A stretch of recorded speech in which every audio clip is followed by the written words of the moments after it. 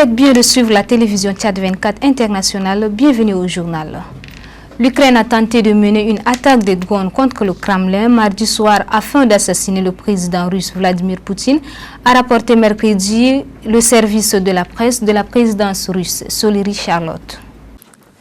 Le Kremlin a indiqué que l'armée et les services spéciaux avaient utilisé les techniques de radar pour mettre hors service les deux drones. Nous devons cette année comme une tentative d'attaque terroriste et d'assassinat contre le président russe, appelé à la veille du défilé du jour de la victoire, auquel les invités étrangers ont également prévu d'assister, a indiqué le Kremlin.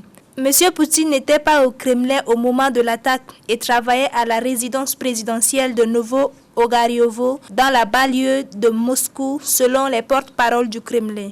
Le conseiller présidentiel ukrainien Mikhailo Podolyak a déclaré à l'agence de presse étatique Ukrinform que l'Ukraine n'avait aucune implication dans cette présumée attaque de drones sur le Kremlin. L'Ukraine n'a pas attaqué le Kremlin, ni aucune autre installation sur les territoires de la Fédération de Russie, a déclaré M. Podolyak. Observons que les forces militaires ne visaient exclusivement les installations militaires sur les tentatives provisoires occupées de l'Ukraine. Les attaques sur les installations russes, y compris le Kremlin, ne servaient aucune finalité militaire et ne contribuent pas non plus aux préparatifs de l'Ukraine pour une quelconque opération de contre-offensive, a-t-il expliqué. Le maire de Moscou, Sergueï Sobyanin, a annoncé mercredi une interdiction sur le vol de drones à Moscou. Le Kremlin a déclaré que la Russie ne réservait le droit de répondre de manière appropriée.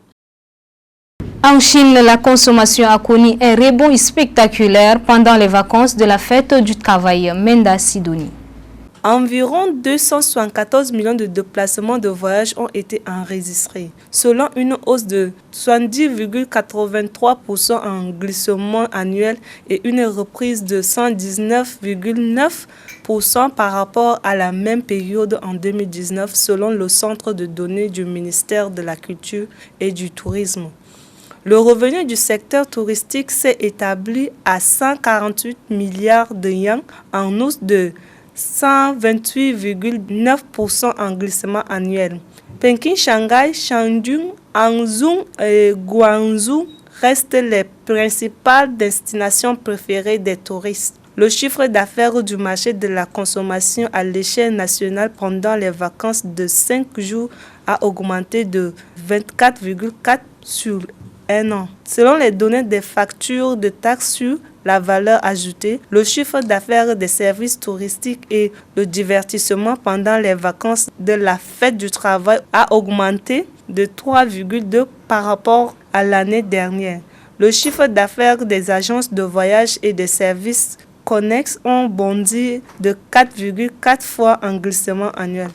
Le peuple syrien espère que la coopération entre la Syrie et l'Iran stimule l'économie du pays et atténue les effets des sanctions américaines. Leur reine. Le président iranien Ebrahim Raisi est arrivé mercredi à Damas. Première visite d'un chef d'État iranien en Syrie depuis le début de la guerre en 2011 dans le pays. Nous espérons que la visite du président iranien en Syrie apportera des changements aux deux pays. Notre économie se trouve dans une mauvaise situation. Nous espérons que cette visite permettra non seulement d'approfondir les relations entre les deux pays, mais aussi d'aider à faire face aux sanctions américaines et à renforcer les relations avec d'autres pays, a indiqué Mordeh, un Syrien. Nous saluons la visite du président iranien. Elle aura un impact positif sur le peuple iranien.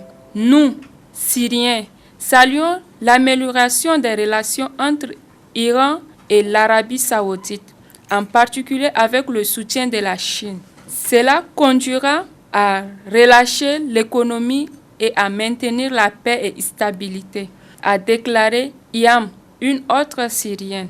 Mercredi, la Syrie et l'Iran ont signé des protocoles d'accord pour une coopération globale et à long terme dans divers domaines, couvrant le pétrole, les communications, l'aviation civile, les chemins de fer et l'agriculture.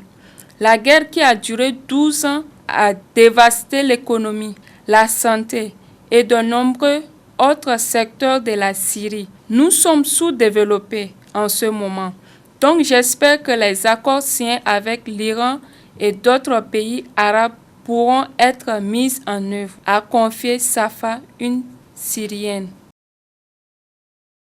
L'envoyé spécial des Nations Unies pour le Yémen, Jan Brusberg, a annoncé mercredi qu'il avait des engagements positifs avec les autorités houthis à Sanaa, la capitale de Yémen, appelant toutes les parties concernées à prendre les mesures audacieuses pour mettre fin à la guerre qui dure pendant des années. Abdelaziz.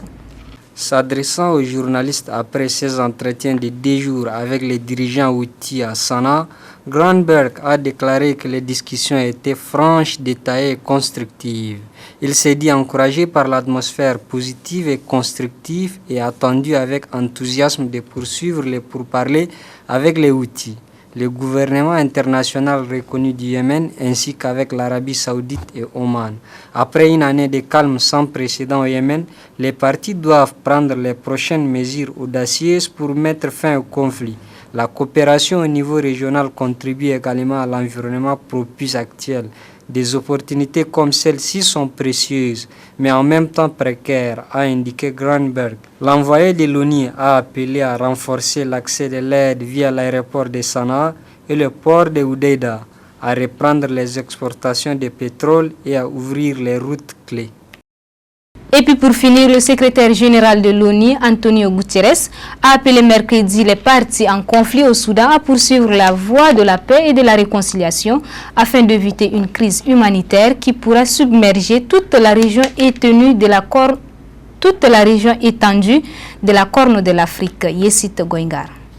M. Guterres, qui s'exprimait lors d'une conférence de presse à Nairobi, capitale du Kenya, a déclaré que le conflit qui avait éclaté au Soudan à la mi-avril restait une grave préoccupation, ajoutant qu'il était urgent que les combattants déposent les armes. Les combats doivent cesser maintenant avant que davantage de personnes ne meurent et que ce conflit n'explose en une guerre totale qui pourrait affecter la région ou les années à venir, a indiqué M. Guterres, ajoutant: toutes les parties doivent placer en premier les intérêts du peuple soudanais, ce qui signifie la paix, la prospérité et le retour à un gouvernement civil. Au cours de cette visite officielle au Kenya, M. Guterres doit discuter avec les responsables kenyans de la situation au Soudan et présider à la première session de cette année du Conseil des chefs de secrétariat du système de l'ONU pour la coordination.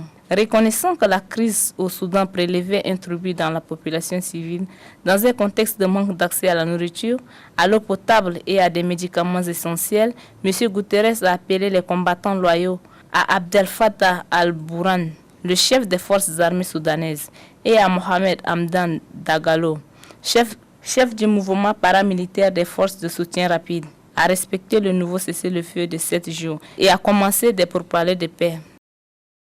C'est la fin de cette édition. Merci à vous de l'avoir suivi. Bonne suite des programmes.